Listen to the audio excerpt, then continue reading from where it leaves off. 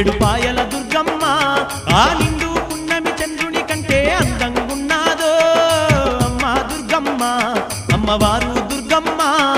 పొద్దు తిరుగుడు పువ్వు కంటే ముద్దుగున్నాదో అమ్మ దుర్గమ్మ ఏడుపాయల దుర్గమ్మ ఆ నిండు పున్నమి చంద్రుని కంటే అందంగున్నాదో అమ్మ దుర్గమ్మ అమ్మవారు దుర్గమ్మ